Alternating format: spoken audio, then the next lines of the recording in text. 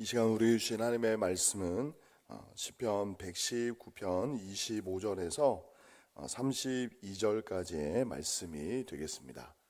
시편 119편 25절에서 32절까지의 말씀을 한 절씩 함께 교독하겠습니다. 내 영혼이 진토에 붙어 싸우니 주의 말씀대로 나를 살아나게 하소서.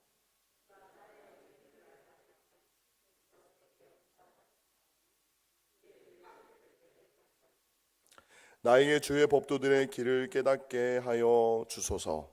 그리하시면 내가 주의 기이한 일들을 작은 소리로 읊조리리이다.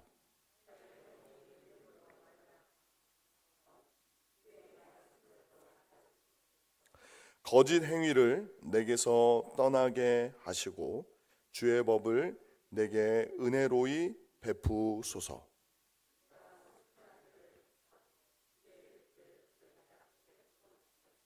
내가 주의 증거들에 매달려 싸우니 여호와여 내가 수치를 당하지 말게 하소서.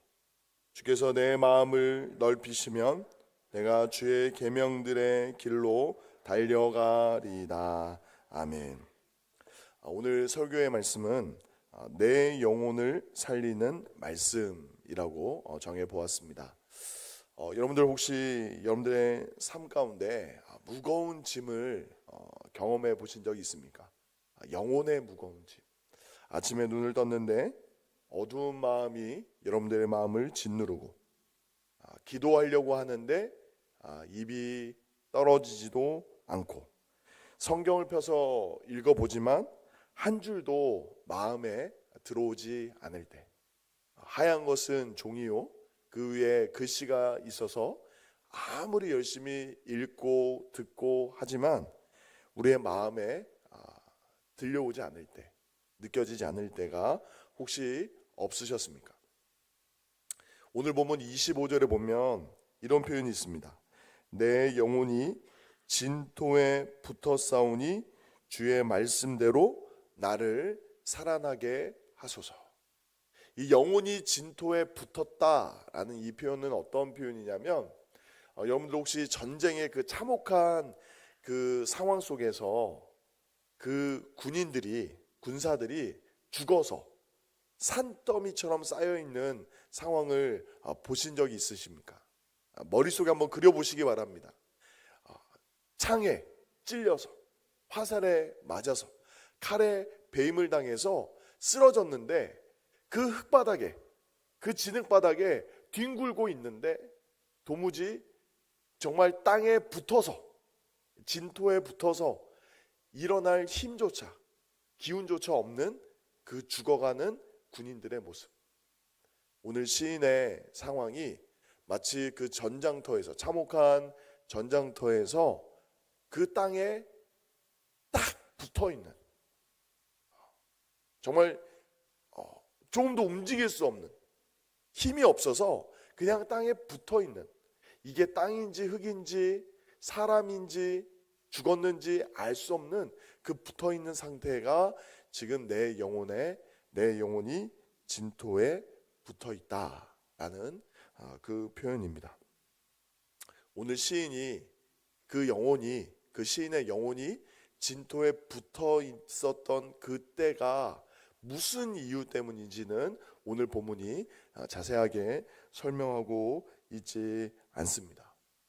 그것이 질병의 문제일 수도 있고 그것이 어떤 말 그대로 전쟁의 상황일 수도 있고 분명한 것은 자신의 힘으로는 도무지 일어날 수 없는 극한의 상황에 놓여져 있을 때에 올려드린 기도의 내용을 담고 있습니다. 그런데 제가 결론부터 말씀을 드리면 그렇게 도무지 살 소망조차 다 끊어져 있는 그 영혼이 진토에 붙어있던 사람이 무엇으로 어떻게 살아났는가라고 이야기할 때에 25절부터 32절까지가 한 단락이라고 한다면 그 단락의 첫 시작에 25절에 답을 먼저 밝히고 있습니다. 무엇입니까? 주의 말씀대로 나를 살아나게 하소서. 우리가 볼 때 도무지 살 수 있는 상황이 아니에요. 전장에 다 죽어가는 군인들처럼 그 진흙더미에 딱 붙어 있는데, 죽어가고 있는데, 어찌 보면 죽었는데 그 죽었던 영혼이 살아날 수 있는 유일한 길은 주의 말씀이 우리를 살게 합니다. 우리의 절망적인 상황, 모든 것을 다 포기하고 싶고 다 던지고 싶고, 아니 그 던질 힘조차 없는 그 절망적인 상황에서 우리를 일으키는 것은 하나님의 말씀, 그 생명의 말씀이 나를 살게 합니다 라고 시인이 먼저 고백하고 기도하고 있고, 그리고 그 말씀이 우리를 구체적으로 어떻게 살게 하는지를 자세하게 그림의 언어로 기록하고 있습니다. 그렇습니다. 고난 중에서도, 우리의 그 어떠한 절망적인 상황 속에서도 우리에게 유일한 소망이 있다면 살아계신 하나님의 말씀이 우리를 살려주시는 줄 믿습니다. 그 소망을 가지고 하나님의 말씀을 우리가 한 절 한 절 함께 살펴보도록 하겠습니다. 그런 의미에서 25절의 말씀을 우리 한 번 더 한 목소리로 같이 한번 읽어보겠습니다. 시작. 내 영혼이 진토에 붙어 싸우니 주의 말씀대로 나를 살아나게 하소서. 앞서 말씀드린 대로 이 진토에 놓여져 있는 상황이 누군가에게는 질병의 문제일 수도 있고, 누군가에게는 실패한 관계의 문제일 수도 있습니다. 여러분, 실패한 관계라고 이야기할 때에 우리가 누구에게 가장 상처를 받습니까? 사랑하는 사람에게 상처를 받죠. 내가 믿고 의지했던, 어린 시절에는 부모님에게 상처를 받을 수 있고, 또 장성에서는 결혼한 남편에게, 아내에게 상처를 받을 수 있고, 좀 더 시간이 지나면 내가 그토록 사랑했던 자녀들에게 상처를 받을 수 있고, 또 오랜 신앙생활 하면서 서로 믿고 의지하고 신뢰했던 사랑하는 성도들에게, 정말 가족보다도, 어떤 가족 친지들보다도 더 가깝게 여겼던 사랑하는 이들에게 상처를 받을 수 있는데, 그 실패한 관계 속에 우리의 영혼이 진토에 놓여져 있을 수도 있습니다. 또 개인적으로는 하나님과의 일대의 관계에서 반복되는 죄의 습관 때문에 여러분들의 영혼이 생기를 잃어버리고 그 영혼이 진토에 붙어 있는 상태에 있을 수도 있습니다. 외적으로는 멀쩡해 보일지 몰라도 그 영혼이 생기를 잃어버리고 제대로 숨도 쉬지 못하고 진흙에 눌려있는 상태. 그런데 그때에도 살아계신 하나님의 말씀만이 우리를 살게 하는 줄 믿습니다. 시인이 이렇게 하나님의 말씀으로 나를 살려주십시오 라고 기도하는 것은, 다른 말로 표현하면, 저를 한번 따라해 보시겠습니까? 말씀이 아니면 안 됩니다. 하나님의 말씀만이 나를 살리실 수 있습니다. 할렐루야. 이것이 저와 여러분의 정말 힘든 순간에 여러분들을 살리는 생명의 기도가 되기를 예수님의 이름으로 축원드립니다. 근데 26절에 시인이 이렇게 기도할 수 있었던 이유를 이렇게 밝힙니다. 26절입니다. 내가 나의 행위를 아뢰매 주께서 내게 응답하셨사오니 주의 율례들을 내게 가르치소서라고 기록하고 있습니다. 기도하고 있습니다. 지금 주의 율례들을 내게 가르쳐 주십시오. 하나님의 말씀만이 나를 살려주실 수 있습니다 라고 26절에 연이어서 기도할 수 있는 이유가 무엇일까요? 그것은 적어도 이 시인이 하나님의 은혜를 체험한 경험이 있기 때문입니다. 이전에 어떤 어려운 상황 속에 있었는지 다 알 수는 없지만, 내가 힘겹고 어려웠을 때에 하나님의 말씀이 내게 임하여 나를 살려주셨던 그 은혜의 체험이 있었기 때문에 이 시인은 기도하고 있습니다. 하나님, 그때도 말씀으로 나를 살려주시지 않았습니까? 하나님, 제가 병들었을 때에 하나님 말씀으로 나를 고쳐주시지 않았습니까? 내가 경제적으로 힘겹고 정말 막막하여서 하나님만 의지할 수밖에 없었을 그때에, 부르짖어 기도했을 때에 하나님이 우리의 집을, 우리의 가정을, 우리의 기업을 살려주시지 않았습니까? 하나님, 이 나라와 이 민족이 전쟁의 상흔으로 다 찢기고 갈라져 있을 때에, 보릿고개로 정말 너무 한 끼 식사도 제대로 어려웠던 그 시절에 우리의 믿음의 선배들이 간절히 엎드려 기도했을 때 하나님이 이 민족을 살려주시지 않았습니까? 그렇습니다. 시인이 이렇게 말씀에 의지하여 기도할 수 있었던 것은 하나님의 은혜로 살아난 경험이 있었기 때문에 지금 다시 그 죽을 고비에서, 진토에서 그 마지막 사력을 다해서 기도하고 있는 것입니다. 그렇습니다. 어찌 보면 지금 진토에 있지만, 지금 고난 중에 있지만, 이 고난이라는 순간은 양면성이 있습니다. 너무 힘들고 아픈 순간이지만 고난만큼, 고난의 현장만큼 하나님의 음성이 가장 선명하게 들리는 때도 없습니다. 없습니다. 이 광야를 뜻하는 히브리어의 그 단어 안에는 하나님이 말씀하시는 곳이라는 의미가 담겨져 있습니다. 고난은 하나님의 확성기라는 표현도 있습니다. 그렇습니다. 우리가 비록 지금 고통 가운데 신음하며 다 죽어가는 소리로 마지막 하나님의 은혜를, 하나님의 말씀을 구하고 있지만 그때가 하나님의 은혜를 경험할 때인 줄 믿습니다. 시편 119편 71절에 이런 표현이 있습니다. 고난당한 것이 내게 유익이라. 이로 말미암아 내가 주의 율례들을 배우게 되었나이다.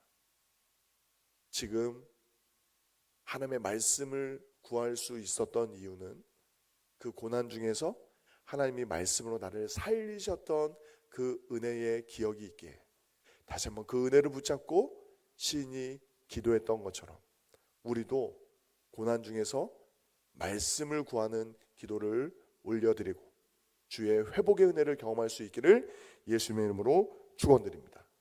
근데 이제 그 말씀이 우리 가운데 어떻게 역사하는지 27절과 28절에 이렇게 이야기하는데, 우리 27절과 28절은 한 목소리로 같이 한번 읽어보겠습니다. 시작. 나에게 주의 법도들의 길을 깨닫게 하여 주소서. 그리하시면 내가 주의 기이한 일들을 작은 소리로 읊조리리이다.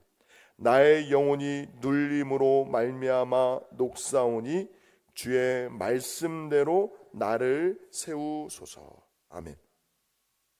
하나님의 말씀이 우리 가운데 어떻게 역사하는지를 구체적으로 이야기하는데, 나에게 주의 법도들의 길을 깨닫게 하여 주소서라고 표현하고 있습니다. 저는 이 표현을 빛의 이미지로 설명하고 싶습니다. 우리의 마음이 캄캄한 어둠 속에 있다고 한번 생각해 보십시오. 시편 40편의 표현으로 한다면 깊은 웅덩이에 빠져서 캄캄한 거예요. 사방이 막혀 있는 거예요.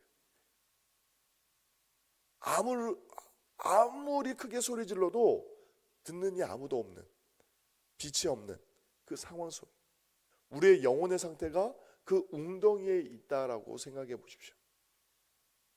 그 칠흑 같은 어둠 속에서, 사방이 막혀 있어 갇혀 있는 그곳에서 우리에게 소망이 있는 것은 빛이 임할 때입니다. 빛이. 우리의 영혼이 어두워서 기도도 할 수 없고 성경을 펴서 읽어도 들리지 않은 그때에 우리가 사력을 다해서 기도해야 되는 것은 무엇이냐면, 하나님의 말씀의 빛이 나의 영혼을 비춰달라고 기도하셔야 됩니다. 예전에는 이 응급 조치를 할 때 순서가 ABC였습니다. ABC. 먼저 기도를 확보하고 호흡이 회복되고 그 다음에 어떤 출혈이나 이런 이 순환기 계통의 문제가 해결되어야 된다. 이런 우선순위가 있었습니다. 그런데 요즘에 응급처치에 있어서 먼저 확인해야 되는 것은 무엇이냐면 의식입니다. 의식. 숨 쉬는 것도 중요하지만 뇌 기능이 손상을 입었을 때에 사람의 생존율이 급격하게 떨어진다는 사실을 현대의학이 이야기하는 거죠. 응급 환자가 있을 때 먼저 확인해야 되는 게 숨을 쉬는지 여부보다 피를 얼마나 많이 흘렸는지보다 의식이 있는지 여부를 확인한다고요. 뇌 기능의 여부 때문에 그렇습니다. 근데 우리의 영혼의 상태도 그렇습니다. 우리의 영혼의 의식이 회복되려면 하나님의 말씀이 빛으로 우리의 영혼 가운데, 어두운 영혼 가운데 임하는 역사가 일어나야 합니다. 단지 나에게 주의 법도들의 길을 깨닫게 하여 주소서라는 표현이 우리 가운데 있는 어떤 이성이 작동하여서 하나님의 말씀의 의미를 누가 언제 어디서 무엇을 어떻게 왜 어떤 육하 원칙에 의해서 논리적으로 하나님의 말씀이 이해되는가의 그런 좁은 의미의 이성적인 의미를 의미하는 것이 아니라 정말 전인격적인 하나님의 말씀이 내게 임하여서 우리의 영혼을 일깨워 달라는 거예요. 우리의 영혼의 의식을 회복시켜 달라는 거죠. 왜요? 우리는 영적으로 지금 진토에 붙어있는 응급 환자이기 때문에 그렇습니다. 응급 환자이기 때문에. 하나님의 말씀이 임할 때 우리의 죽었던 영혼이 살아나기 시작합니다. 28절에 보면 나의 영혼이 눌림으로 말미암아 녹사오니 라고 표현하고 있는데, 이 표현은 우리의 영혼이 부서질 만큼 녹아져서 눌려서 흘러져 버린 상태입니다. 요즘 표현으로 얘기하면 우울감이 너무 극심해서 극에 달한 상태. 우울증에 여러 가지 증상이 있는데 그 중에 하나가 무엇이냐면 잠이 안 와요. 잠이 안 와요. 잠을 자려고 해도 마음이 답답하고 힘겨워서 잠이 오지 않아요. 잠이 오지 않아요. 또 정말 영혼이 눌릴 대로 눌리면 어떤 생각이 듭니까? 내가 사는 건지 죽는 건지 그 경계가 모호해지기 시작해요. 그런데 여러분들 오해하지 마십시오. 신앙이 있다고 하더라도, 정말 예수님을 인격적으로 나의 주 나의 하나님으로 고백했다고 하더라도 영혼의 상태가 깊은 영적인 침체에 빠지면 그것도 하나의 질병처럼 우울증이라는 하나의 증상으로 죽고 싶은 마음이 들 수도 있습니다. 정말요. 이것은 마치 영적인 정서적인 그 감기와 같아서, 여러분들 한번 손들어 보십시오. 나는 평생에 감기가 한 번도 들린 적이 없다. 아무도 없으시죠? 물론 지난 몇 년간 우리가 겪었던 코로나19처럼 극심한 감기, 죽을 것 같은 감기는 한 번도 경험하지 않은 분들도 계시겠죠. 근데 우리가 코로나19에 걸렸다고 해서 정죄하는 사람 없습니다. 마치 우리의 영혼의 상태에 극심한 우울증과 또 그 우울증에 동반한 극단적인 생각까지 여러분들 마음 가운데 밀려오는 때가 있다면, 누군가 내가 아니더라도 나의 가족 가운데, 성도 가운데 그런 고통 가운데 있다면 정죄하지 마십시오. 정죄할 것이 아니라 우리가 기도해야 되는 거예요. 마치 코로나19에 걸린 사람을 우리가 특별하게 케어했던 것처럼 영혼에 눌려있는 그 사람, 그 영혼이 진토에 붙어있는 사람을 두고 우리가 조롱하거나 비난하거나 정죄할 것이 아니라 그 원인을 분석하기 이전에 우리가 기도해야 될 줄 믿습니다. 왜요? 그 본인은 기도할 힘이 없거든요. 기도할 힘이 없거든. 그 복음서에 기록되어 있는 중풍병자 친구를 그 지붕을 뜯어내어서 예수님 앞에 발 아래 내어 놓았던 그 친구들처럼 우리가 기도해야 될 수도 있습니다. 영혼의 눌림 가운데 있는 그 한 영혼을 위해서. 근데 우리에게 분명한 소망이 있는 것은 무엇입니까? 그 증상이 나에게 찾아오든지 우리 사랑하는 가족이나 우리 사랑하는 교회 성도들, 가족 같은 지체들에게 찾아오든지 간에 우리에게 소망이 있는데 그것은 무엇이냐면 하나님의 말씀이 빛으로 임하면 그 영혼이 살아날 수 있기 때문인 줄 믿습니다. 주의 말씀대로 나를 세우소서. 근데 여기서 제가 이 말씀을 표현할 때 여러분들에게 주의사항을 말씀드립니다. 무엇이냐면 딱 봐도 영혼이 눌려있는 사람을 보고 야, 말씀을 읽으면 돼. 야, 기도하면 돼. 빨리 교회 나와.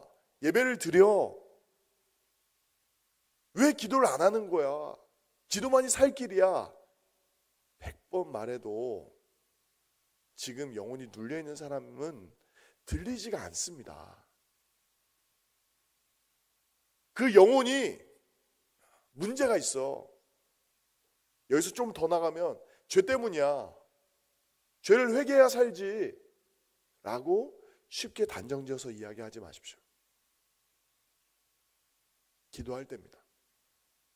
우리가 어떤 말을 다른 사람의 문제이기 때문에 그 영혼에 눌려보지 않은 상태는 아는 사람은 쉽게 말할 수 없는 거예요.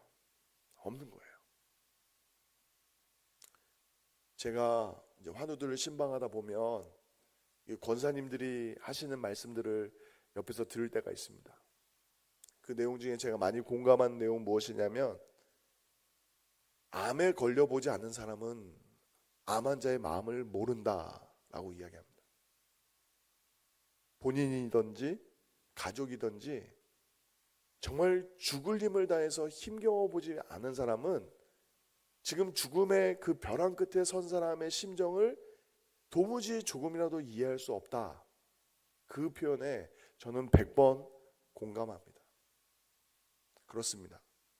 우리가 다른 사람을 말할 자격은 없습니다. 그러나 우리가 기도할 수 있습니다. 하나님의 마음으로 기도할 수 있습니다. 하나님, 저 영혼이 회복될 수 있도록 하나님의 말씀으로 임하여 주옵소서. 주의 성령께서 그 말씀의 빛으로 임하셔서 그 어두운 영혼에 생기를 불어넣어 주십시오. 주의 말씀이 임하면 살 줄 믿습니다. 겸손한 마음으로 기도할 수 있는 저와 여러분이 되시기를 예수님의 이름으로 축원드립니다.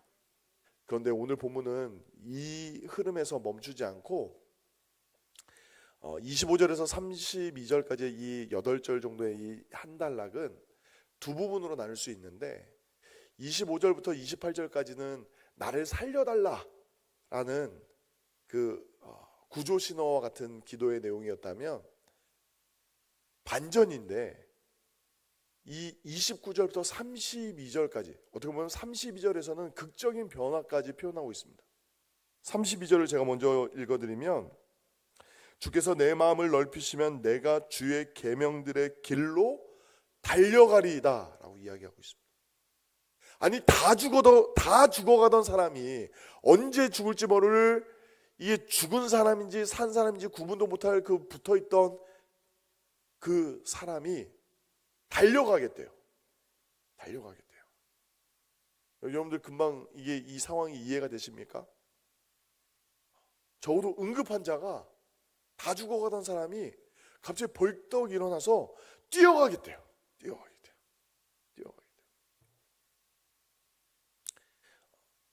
차사민 장로님이 이제 수술을 받으시고 이제 오늘 이렇게 퇴원을 하셨는데, 불과 한 3, 4일 전에 신방을 갔을 때, 수술 받으신 지 한 일주일 정도 지났을 때 신방을 갔는데, 이 몸을 일으키기조차 힘드실 정도로 고통을 호소하셨어요. 그래도 온몸의 장기가 다시 한번 제자리를 잡고 회복될 수 있도록 그 보행기를 잡고 걷는 훈련을 정말 사력을 다해서 하신다는 거예요. 근데 시인이 지금 오늘 본문에서 어떻게 이야기합니까? 내가 주의 말씀이 나를 살게 하시면 달려가겠다. 달려가겠다. 영혼이 완전 회복된 거 아닙니까? 그냥 하나님의 말씀을 따라 걷겠습니다.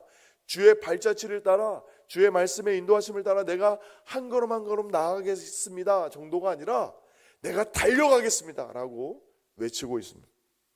어떻게 그 일이 가능할까요? 29절부터 우리가 단계적으로 그 상황을 살펴볼 필요가 있습니다. 29절 말씀 제가 읽어보겠습니다. 거짓 행위를 내게서 떠나게 하시고 주의 법을 내게 은혜로이 베푸소서. 시편 119편은 어떻게 보면 시편 전체의 절정과도 같은 내용인데, 여기서 거짓 행위를 내게서 떠나게 하시고 라고 했는데, 이것을 번역을 좀 더 원문의 의미를 살펴서 얘기하면 그 거짓된 길에서 나를 떠나게 해 주십시오 라는 표현입니다. 이 거짓의 길은 30절에 성실한 길과 이제 대조되는 길인데, 이 대조는 시편의 서론이라고 할 수 있는 1편에 이미 언급되어 있습니다. 의인의 길이 있으면 악인의 길이 있고, 성실한 길이 있으면 거짓된 행위, 거짓의 길이 있습니다.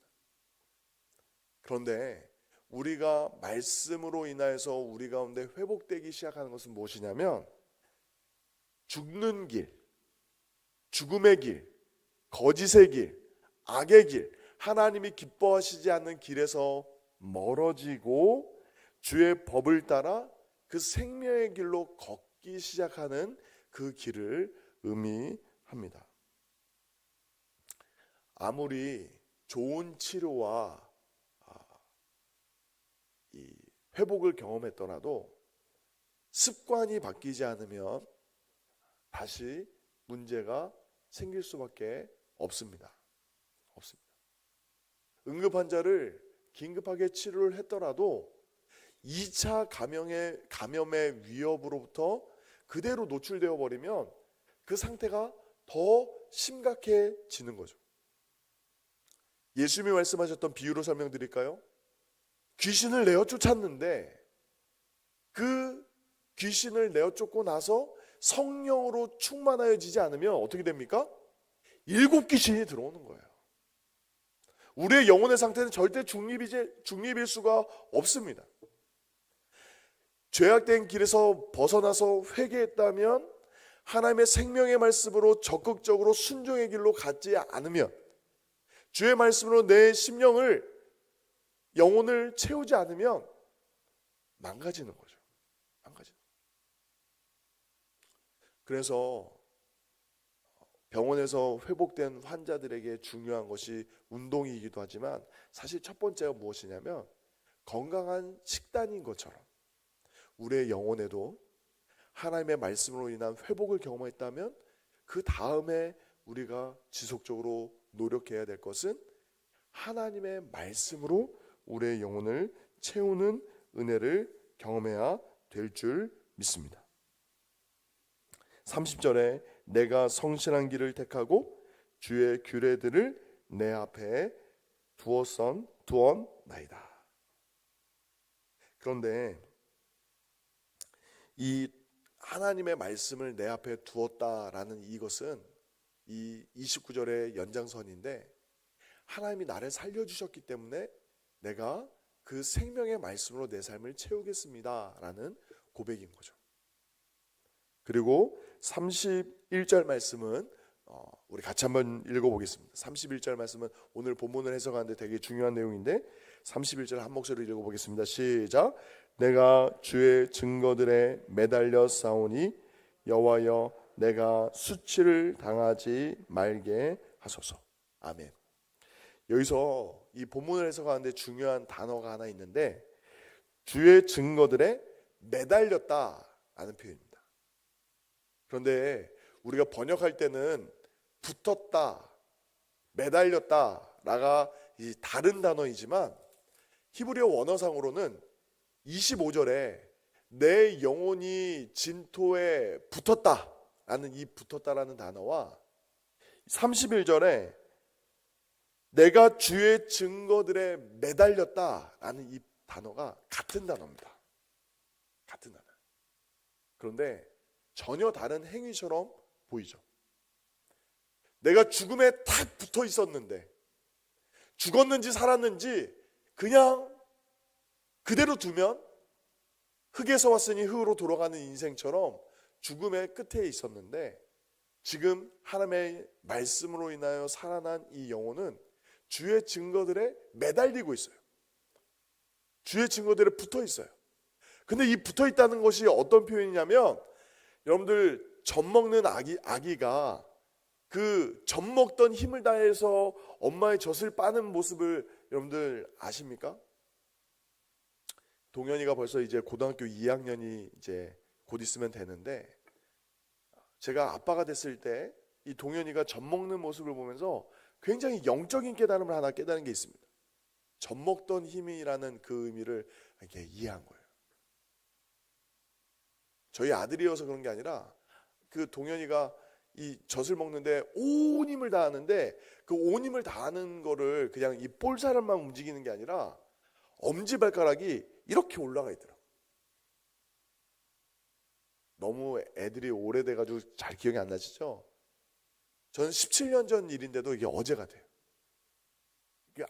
애기가 막 그 살기 위해서 그런 것도 있지만 정말 그 이 배고픈 거를 해결하기 위해서 엄마의 젖을 힘있게 짜는데 힘있게 이렇게 빨아당기는데 얼마나 힘을 주는지 머리끝부터 발끝까지 힘을 준다는 걸 제가 느끼는 게 엄지발가락이 이렇게 올라가 있더라고요. 이렇게 올라가 있더라고요. 우리가 영원히 산다라는 것은 하나님의 말씀을 신령한 젖을 사모하듯이 사모할 때인 줄 믿습니다.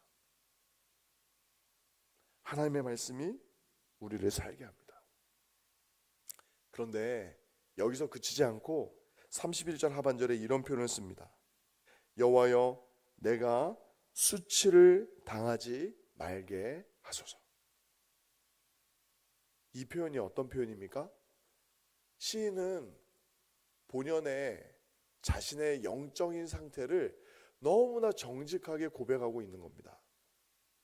뭐냐면 지금은 내가 주의 말씀에 주의 증거에 매달려 있지만 젖 먹는 아기가 그 신령한 젖을 사모하듯이 젖 먹던 힘을 다해서 하나님의 말씀에 매달려 있지만 내가 또 하나님이 기뻐하시는 죄의 길에 넘어져서 또 죽을 뻔할 수 있다는 사실을 정직하게 고백하는 거죠. 예수님도 제자들을 향해서 이렇게 기도하라고 말씀하셨습니다. 시험에 들게 하지 마옵시고 라고 기도해라 말씀하셨고 또 그 겟세마네에서 정말 그 땀방울에 피가 맺히도록 기도하시면서 제자들에게 너희도 시험에 들지 않도록 깨어서 기도해라 라고 말씀하셨는데 그때 베드로는 어떻게 이야기했습니까? 어떻게 반응했습니까? 내가 죽을지언정 다른 사람은 몰라도 내가 죽을지언정 예수님을 버리지 않을 겁니다. 난 떠나지 않을 겁니다. 호언장담하지 않았습니까? 근데 그랬던 베드로가 닭 울기 전에 3번이나 부인했고 단순한 부인이 아니라 예수님을 저주하면서 부인했습니다. 수치를 당하지 말게 해달라라는 이 표현은 무엇이냐면 시인이 자기 자신을 인정하는 거예요. 하나님, 제가 주님의 말씀을 이렇게 매달리고 간절히 소원하지만 저 언제 넘어질지 모르겠어요. 저 언제 쓰러질지 모르겠어요. 또 쓰러지고 넘어지면 그 대적 마귀가 또 조롱하고 비웃겠죠. 그런 수치를 당하지 않게 해주십시오 라고 기도하는 것이죠. 그리고 32절은 이렇게 마무리 짓습니다. 주께서 내 마음을 넓히시면 내가 주의 계명들의 길로 달려가리이다. 여기서 내 마음을 넓히신다라는 이 표현은 크게 두 가지로 이해할 수 있는데, 하나는 하나님의 뜻을 이해할 수 있는 여유와 믿음을 제게 해 주십시오 라는 내용이에요. 우리가 보통 영혼의 그 깊은 침체에 경험하게 되는 이유는 무엇이냐면, 눈앞에 보이는 현실이 너무 크게 보일 때예요. 참 조심스러운 이야기지만 사랑하는 가족을 뜻하지 않게 먼저 떠나보낼 때 얼마나 정말 절망적이겠습니까? 또 예기치 못한 경제적인 어려움으로 인해서 정말 파산과 같은 경험을 할 때, 또 내 힘으로는 감당할 수 없는 어떤 질병의 문제에 봉착할 때, 모든 것이 다 눈에 보이는 상황이에요. 눈으로만 보이는 것이 아니라 우리의 오감으로 느껴지는 현실이 너무 크게 보일 때예요. 그런데 그때마다 우리가 무너질 것을 알고 시인이 이렇게 기도하는 거죠. 내 마음을 넓혀 주십시오. 다른 말로 표현하면, 내가 오감으로 현실 가운데 느끼는 이 땅에서의 세계보다 눈에 보이지 않지만 살아계신 하나님을 더 크게 볼 수 있는 믿음을 내게 주십시오. 그러면 제가 주의 증거들을 따라, 하나님의 말씀의 길을 따라 달려갈 수 있습니다 라고 기도하는 거죠. 그리고 또한 두 번째로 내 마음을 넓혀달라라는 이 표현은 자유를 향한 갈망입니다. 여기서 이 자유는 무엇을 의미할까요? 꽃길을 의미할까요? 인생의 그 어떠한 장애물과 어려움과 문제가 없는 상황을 달라고 기도하는 것일까요? 그렇지 않습니다. 지금 이 시인의 기도는 정확한 현실에 뿌리박은 영성입니다.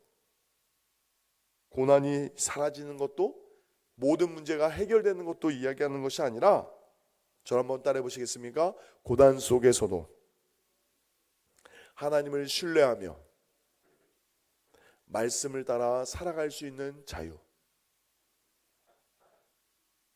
아멘. 그 은혜를 구하는 거예요.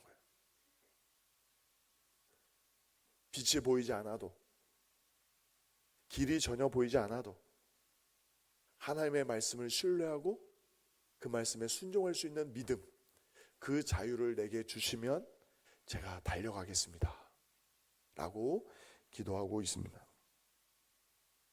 지금 여러분들의 삶을 진토에 붙은 것처럼 눌러붙게 하는 문제가 무엇입니까?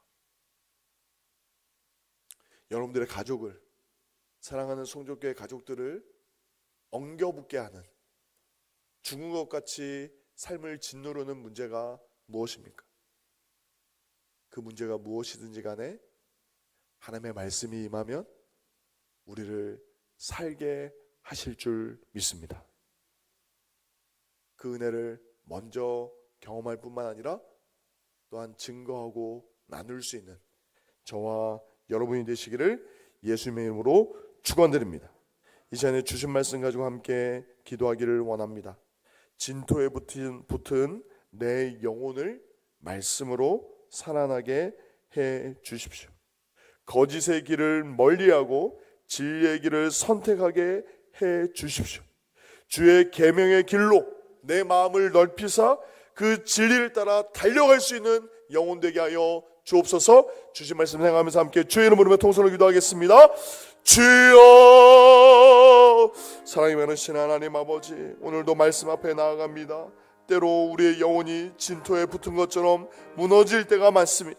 기도조차 나오지 않고 찬양도 막히고 말씀을 펼칠 힘조차 없을 그때에 주의 말씀으로 우리를 살려 주옵소서. 주여 거짓된 길을 떠나게 하시고 진리의 길을 매일 매순간 택하는 믿음을 허락하여 주옵소서. 주여 우리의 마음을 넓혀주사 주의 뜻을, 주의 선하신 계획을 믿음의 눈으로 보게 하여 주시고 내게 힘을 더하셔서 주의 계명을 따라 달려갈 수 있도록 은혜를 베풀어 주옵소서. 말씀대로 살아나고 말씀대로 달려가며 말씀대로 주만을 높이는 하나님의 백성 되게 하여 주옵소서. 주여 우리를 살려 주옵소서. 주여 말씀으로 살려 주옵소서. 하나님 주의 은혜밖에 없습니다.